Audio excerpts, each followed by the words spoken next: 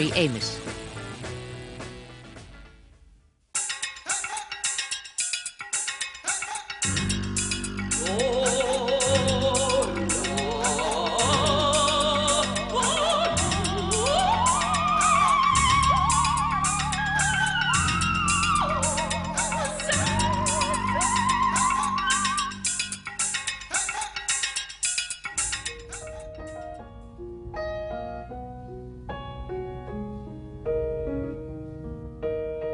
Tori Amos, pianiste, zangeres, componiste.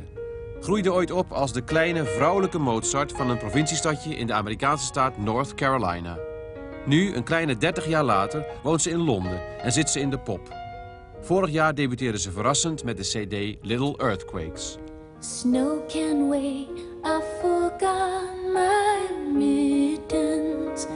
Wipe my nose, get my new boots. This is like a candy shop. This is the best thing you're gonna eat in a long time. I put my hand in my father's glove. I run off. Doesn't look like much, huh?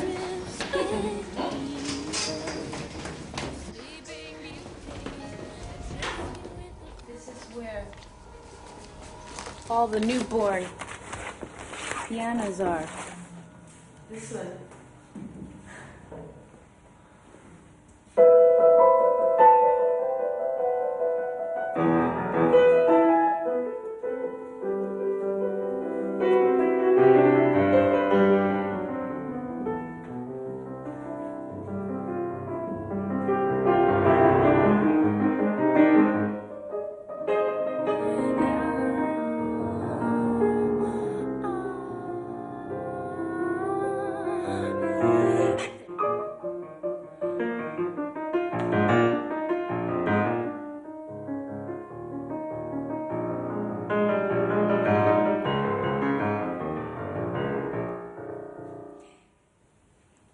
We're making friends.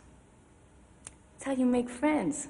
How you make friends with, you don't know, you have to kind of go, what's your name, what's my name, and do you believe in reincarnation? No, I don't know, all that stuff.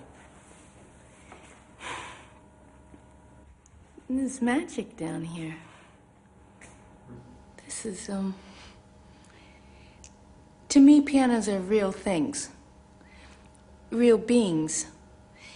And this one and I aren't really communicating that well. I mean, we don't have an incredible vibe. It's okay.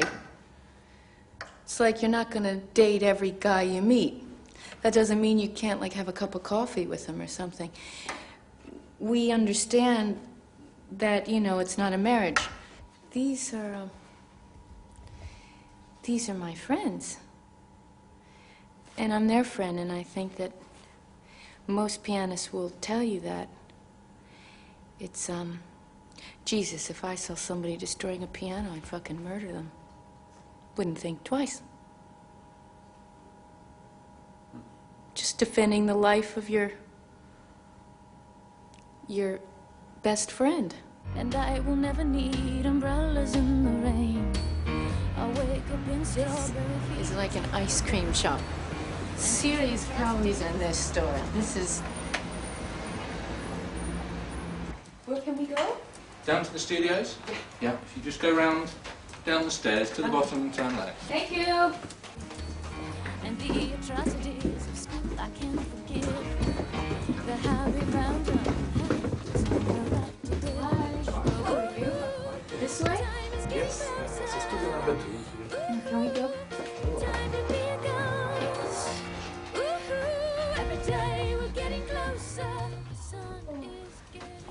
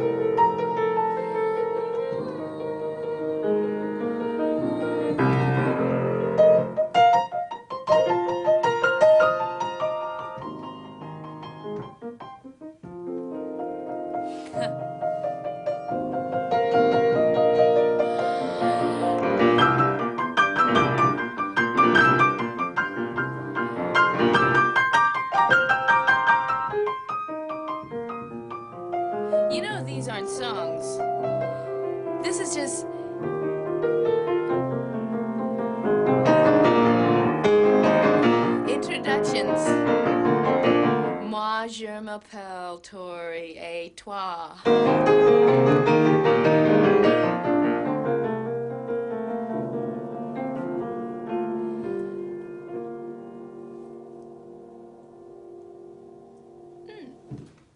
Low fat.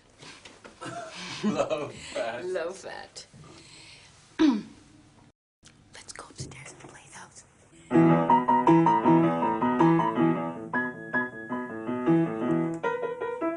This is a good fun night. So what was the first piano music you played that you can remember?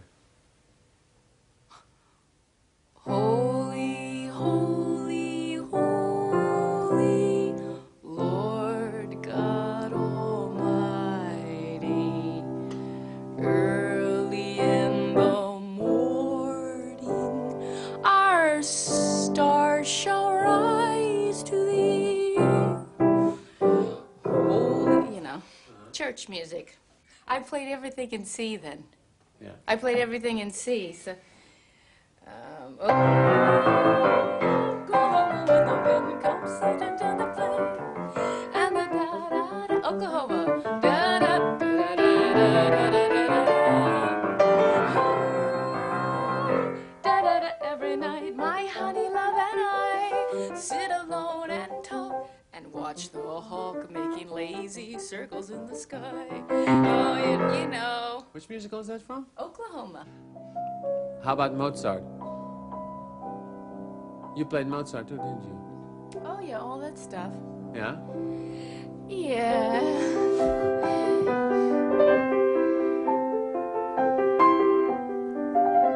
That was great stuff playing.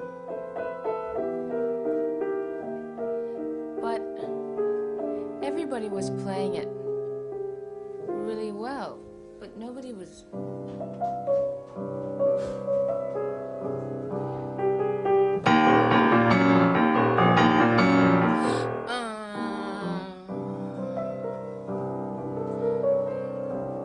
You choose what side of the fence you want to be on. If you're going to be a performer, if you're going to be a classical pianist and play the classics, then be the best. And to be top 30 in the world is it's commitment. It has to come from the deepest place in your being, I think, to represent those songs in a way that the others... And I wasn't interested enough, not that the music isn't. Come on, I'm very otherworldly. I'm not a technician as much as I am. But you were considered a very gifted child when you were 4 or 5 and you were playing the piano, right? Yeah. Yeah. Oh, yeah. So you went to, they sent you to a special school. Oh, yeah, the Peabody Conservatory. At the age of... 5. You know, you gotta remember, I entered when I was it was 1968. And I was a minister's daughter in a conservative home. And you go and these guys have hair to their butt and hair everywhere, and mostly guys in the school more than girls, just because it was. And there's this one black guy. I can tell you exactly right now what he looked like. He wore one of those things around his hair, you know, one of those scarves. And he had such soulfulness to him, which a lot of classical artists had no soul, you see. So it was a big deal for me. My first love, in a way, through the music. I mean, I was 6, he was 18, and he'd sit and talk to me about music. He'd say, "Do you know what's going on out there?" And I'd say, "No, what's going on?"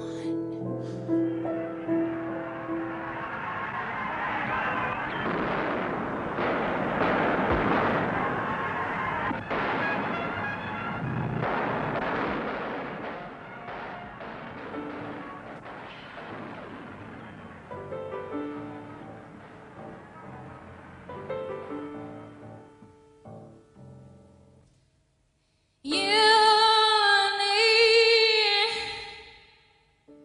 cooling. Baby, I'm not fooling. I've been seeing back to schooling. Way down inside, honey, you need me. I wanna give you my love. I wanna give you my love. I wanna hold on. Oh, la la la.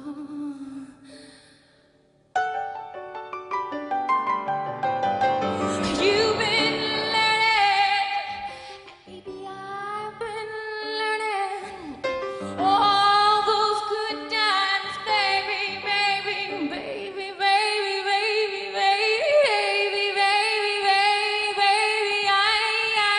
I knew it way down inside. Oh, honey, you need it. I wanna give you my love. I wanna give you my love. Wanna hold on, oh la la, yeah.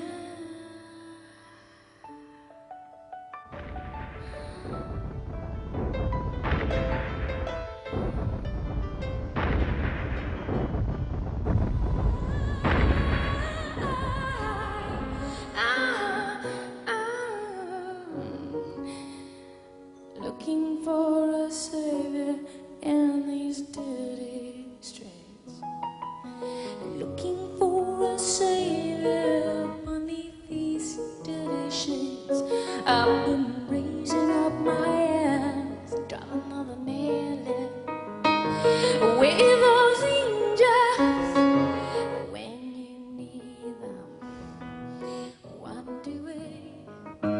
Crucify yourself every day. I crucify myself, and nothing I do is good enough for you. I crucify myself every day. I crucify myself, and my heart is sick of being. I said my heart is sick of being.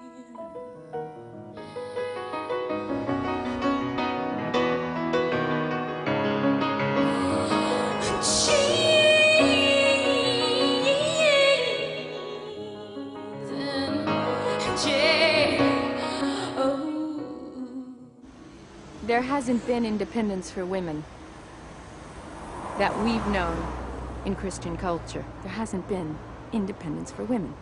It hasn't existed. It's happening during my lifetime, which is exciting. But this is very serious. When a 19-year-old girl comes up and talks to me about choice, I'm anti-choice, Tori, and I can't believe that you would be for something like that. Girls in America, 19 years old, come up to me and say this, and I say, do you know where we've come from? Do you know our history as women?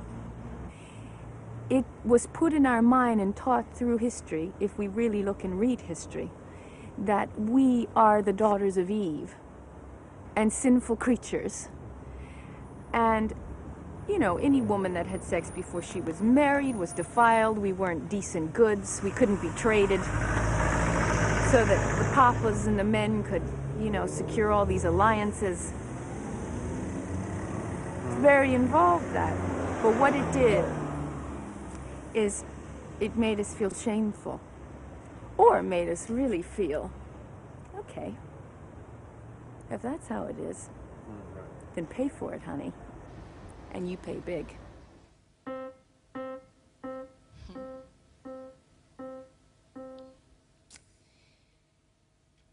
Look, I'm standing naked before you. Don't you want more than my sex? I can scream as loud as your last one, but I can't claim innocence.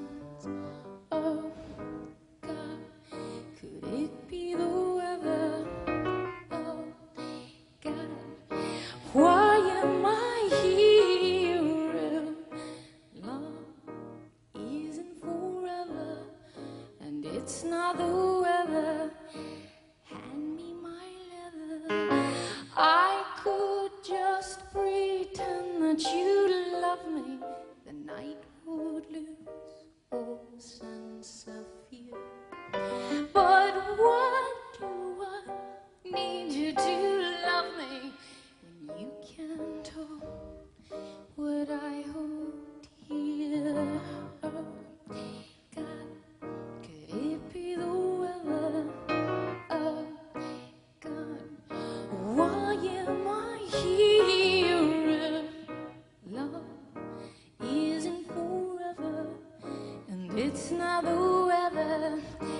Hand me my leather.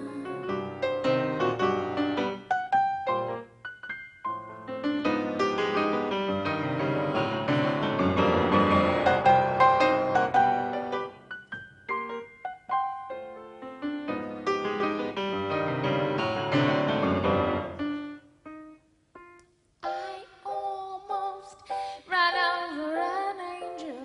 He had a nice big fancy gun.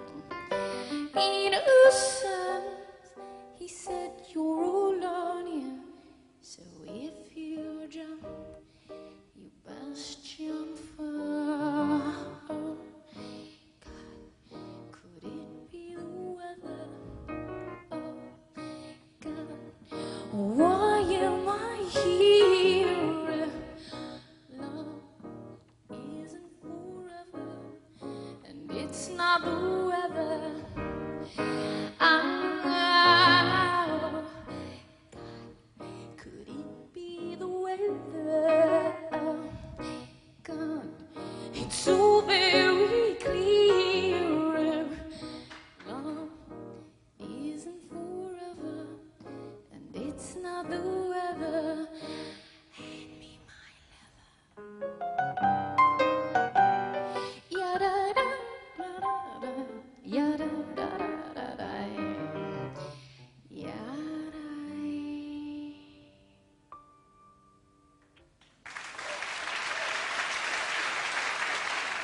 And let's look at what's happening now. Now it's much more subliminal. But I had a dinner with 10 women recently. You would have loved to have been there. Yeah, why? But like, you'd have to have been there without the knowing you were there, because I don't think it would have been as open. Because we were all talking about our relationships with men and how when we fall in love, I don't mean in lust, I mean you're with a guy for, let's say, a couple years, over a couple. Let's push 3, 4, because that's when you really get to know him. And you get to know when they're not feeling confident. You get to know when they're not feeling like the provider. It's really easy for the wolf to come in, you know, marching and I'm here. And then, you know, you get to know each other. And so you become good friends. Well, it's real interesting talking about how to feel like we can have friends and that passionate throw me up against the wall and lick me. It's a bit interesting. And we all talked about how in our minds passion was not a part of love. It wasn't. Yeah. Passion was more a part of lust. When I say passion, I don't mean like, oh, darling, I love you. I don't mean romance. I'm talking about, I think men have that too. I do too. Men have it too. I do too. It's just been a bit different how, I mean, let's really look. A 16-year-old boy sowing his seeds is a bit different than a 16-year-old girl coming home pregnant to daddy. It's a bit different. You're not a nice girl if you're 16 and pregnant. But you can still be a nice boy and be sowing your seeds at 16. This is very serious in society, the way we look at that. That if you spread and you're a girl, you're a slut at that age. But if you're a boy, you're just being a man, growing up.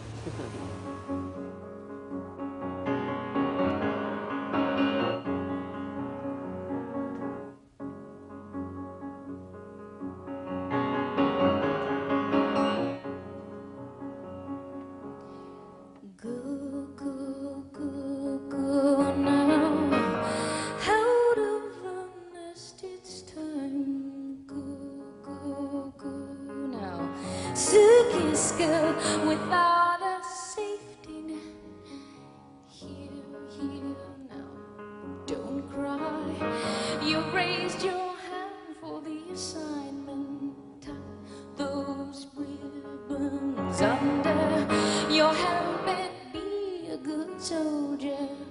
First my left foot, then my right behind the other. Pantyhose running in